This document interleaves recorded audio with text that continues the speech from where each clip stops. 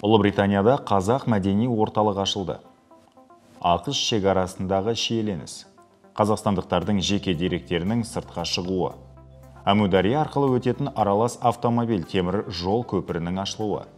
Жұмыс орнында зорлық-зомбылықпен қудалаумен бірінші болып Қырғызстан күресті. Қырғыз анаға қайтыс болғаннан кейінгі марапат. ОПЕК+ нарық үлесін жоғалтып жатыр, бірақ сенімін сақтауда. Путин, Трамп және Байден Қазақстанда тұрады. БРИКС және ортақ цифрлық төлем платформасын құру мүмкіндігі. Сириус федералды аумағындағы дүниежүзілік жастар фестивалі. Росатом Түркияда екінші атом электр станциясын салады. Таяу шығыстағы шиеленіс. Египет Израильге ультиматум қоюы мүмкін. Ұлыбритания Израильге қару-жарақ жіберуді тоқтатады. Америка құрама штаттары Газа секторына әуеден гуманитарлық көмек жібере бастады. ақш-та TikTokқа тыйым салуға бағытталған заң жобасы. Оңтүстік Корея президенті бірігуге шақырады. Сәлем достар, сіздер Юрт онлайн арнасындасыздар. Мен сіздердің назарларыңызға өткен аптаның өзекті жаңалықтарын дайындап қойдым. Ұлыбританияда Қазақстанның мәдениет орталығы ашылды. Жаңа орталықта корольдік тұрғындары Қазақстанның ұлттық мәдениеті мен тарихымен таныса алады. Қазақ мәдени орталығының төрағасы Ұлыбританияда Қазақстандағы қазақ диаспорасы ғана емес, сонымен қатар Қытай, Моңғолия және Түркиядан келгендер де бар екенін айтты. Орталықтың мақсаты қазақтардың басын біріктіру, жастарымыздың арасында еліміздің мәдениетін, тарихын, әдет-ғұрпын насихаттау және арттыру. Олар қазақтың киімі мен биін үрдіске айналдырып, корольдік тұрғындардың арасында қазақтың жас музыканттардың шығармашылығы мен отандық кәсіпкерлердің өнімдерін ұсыну болып табылады. Орталық Азия ақш-пен шекарада тұйыққа тірелді. Америка соттары дәл қазір шекараны заңсыз кесіп өткен 40 000 істі қарауда.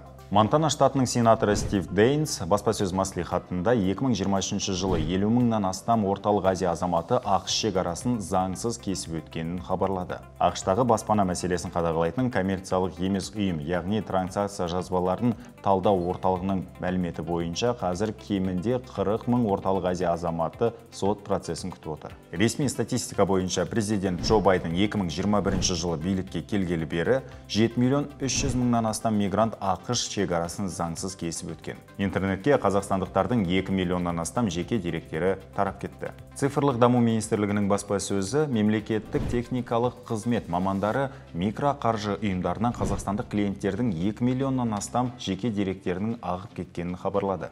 Олардың барлығы EGOV Mobile қолданбасы арқылы хабарландыру алады. Ведомство қазақстандықтардың жеке мәліметтері тарап кеткен деректер базасының операторларына жоспардан тыс тексеру жүргізу жоспарлап отырғанын мәлім етті. Оларға бірнеше миллион доллар айыппұл салынады. Өзбекстан президенті Әмудария арқылы өтетін автомобиль темір жол аралас көпірін ашты. Ұзындығы 423 метрлік көпір Қарақалпақстан Республикасының Хорезм облысымен байланыстырады.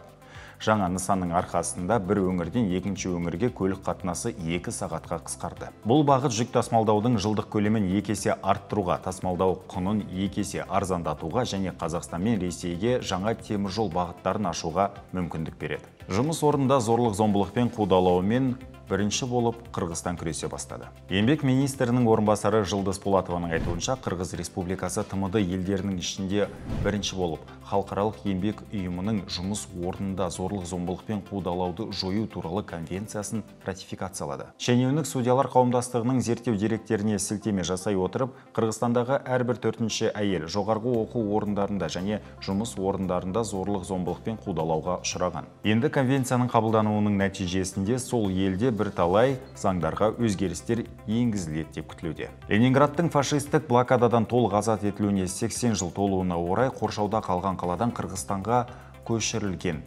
балалардың оқытуына зор үлес қосқан үшін марапат берілді. Қырғызстан президенті Садыр Жапаров қоршауда қалған ленинградтық 150 баланы қабылдап өсірген қырғыз ана Тоқтогон Алтыбасарованы қайтыс болғаннан кейін марапаттады. 1942 мен 52 жылдар аралығында балаларды тәрбиелеген. Олардың көбісі Ресейге жіберілсе, қалғандары Қырғызстанның балалар үйіне таратылған. ОПЕК+ нарықты жоғалтып жатыр, бірақ ол бұл үшін алаңдамайды. ОПЕК+ мұнай өндіруді ерікті түрде қысқарту мерзімін ұзарту маусымының өзінде осы келісімге енгізілген мұнай экспорттаушыларының үлесі қара алтынның әлемдік өндірісінің 34%-ын ғана құрайтынына әкеледі. Restart Energy бұл 2016 жылы OPEC+ құрылғаннан бергі ең төменгі көрсеткіш екенін атап өтті. Путин, Трамп және Байден Қазақстанда тұрады.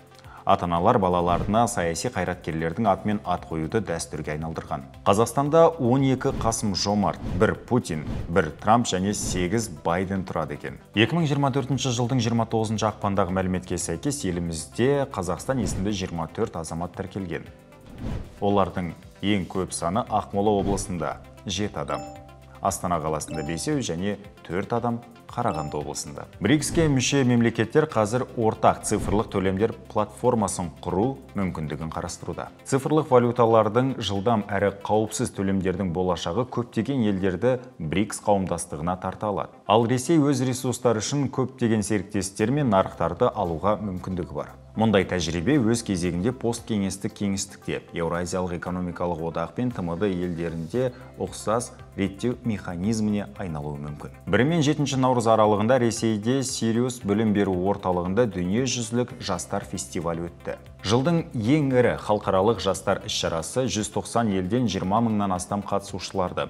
Олардың ішінде ғылым, білім, мәдениет, халықаралық ынтымақтастық, волонтерлік, бизнес, спорт және бақ салаларындағы жас көшбасшылардың басын қосты. Росатом Түркияда екінші атом электр станциясын салады. Росатом басшысы Түркия президентіне сілтеме жасап, мемлекеттік корпорация Түркия жерінде екінші атом электр станциясын салуға қатысты саяси шешім қабылдағанын хабарлады. Президент Ердоған бізге тағы бір алаң беру жайында саяси шешім қабылданғанын ашық айтты. Қазір егжей-тегжейлі зерттеп жатырмыз. Бұл жерорта теңізінде емес, Қара теңізде орналасқан Синоп деп аталатын жер болуы ықтимал, деді Росатом басшысы. Таяу шығыстағы шиеленіс.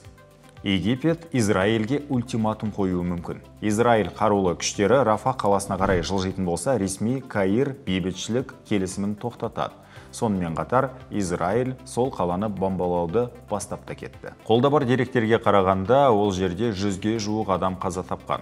Ал Иран Ирактағы нысандарға зымыранмен шабуыл жасауда. Соғыс ықтималдарының күшеюіне жауап ретінде Батыс альянс елдері өз азаматтары мен дипломатиялық өкілдерін сол аймақтан шығара бастады. Әскери күштер шиеленіскен аймақтарға көшіп жатыр. Алайда әлі екі тарапта ұстамдылық танытып отыр. Ұлыбритания Израильге қару-жарақ беруді тоқтатады. Ұлыбритания үкіметі Израиль армиясының Рафах қаласында әскери операциясы басталатын болса, Израильге қару-жарақ жеткізу лицензиясын тоқтату мүмкіндігін қарастырады. Газадағы гуманитарлық жағдай нашарлаған сайын Ұлыбританияға дипломатиялық қысым күшейіп келеді. Қару-жарақ экспортына лицензияларды тоқтату туралы шешім әлі қабылданған жоқ. Егерде Израиль гуманитарлық талаптарды бұзып отырғаны анықталса, Ұлыбритания заңды түрде тез әрекет етуге дайын деген мәлімет бар. Америка құрама штаттары Газа секторына гуманитарлық көмектің алғашқы партиясын әуемен тұрғындарға жібере бастады. 3 Си-130 әскери көлік ұшағы Палестина халқы үшін 38 мың тағамы бар 66 пакетті әуеден тастады. Алайда Газа секторының тұрғындары ақштан су мен дәрі алмаған. ақш Конгресінің өкілдер палатасының заң шығарушылары TikTokқа тыйым салуға бағытталған заң жобасын таныстырды деп хабарлайды The Hill. Ол Байден және TikTok қолданбаларын шетелдік шабуылдаушылар басқаратын қолданбалар ретіне жатқызады. Заң жобасы президентке шетелдік қарсыластар басқаратын басқа да қосымшаларға тыйым салуға мүмкіндік беретінін атап өтті. Басылым заң жобасында қамтылған шетелдік қарсыластар қатарына Қытай, Ресей, Солтүстік Корея және Иран кіретінін айтты. Оңтүстік Корея президенті Жапония империясының тәуелсіздік үшін қозғалыс күніне арналған мерекеде Солтүстік Кореямен бірігуге шақырды. Оңтүстік Корея президенті Юн Сок Йоль Солтүстік Кореяны репрессивті деп айыптап, және Солтүстік Корея көшбасшысы Ким Чен Ынды бейбіт жолмен бірігуден бас тартып, Оңтүстік Кореяны басып алам деп қорқытқаннан кейін бірнеше аптадан соң еркін және біртұтас Корей түбегін құруға уәде берді. Достар, әзірге осы өзекті ақпараттардан қалыс қалмас үшін Йорт онлайн арнасына тіркелуді ұмытпаңыздар. Мен сіздермен келесі аптаға дейін қоштасам. Сау болыңыздар.